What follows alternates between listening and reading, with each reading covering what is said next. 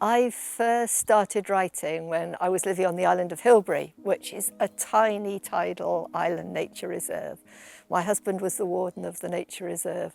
We were the only people living there. We had no mains water, no mains electricity.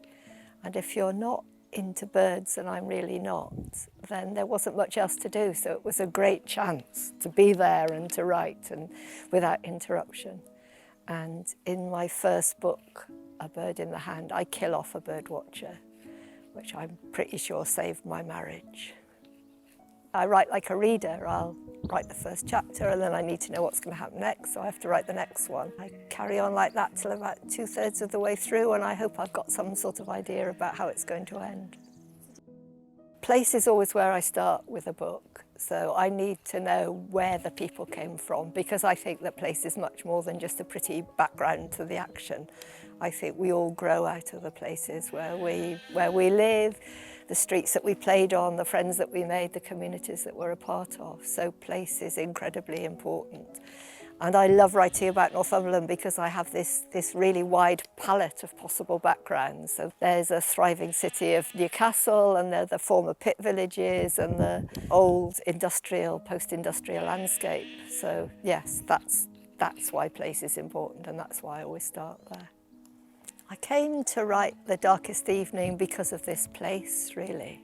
Northumberland is still quite feudal. Got to know some of the people and understood a little bit about the big houses and the relationship between the people who work there and the people who own the estates.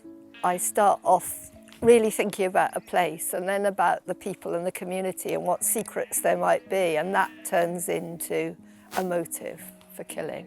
But actually the murder isn't the most important thing on my mind. It is about those relationships and what holds communities together and what makes them fall apart.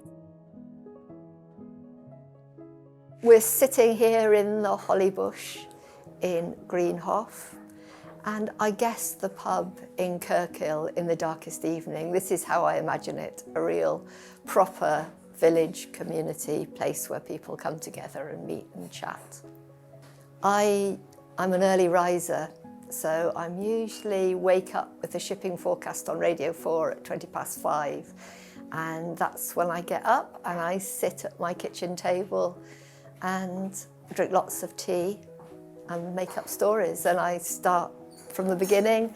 I don't know what's going to happen, and I just write like that, carry on until I know what's going to happen next and how it's going to end, and then I stop.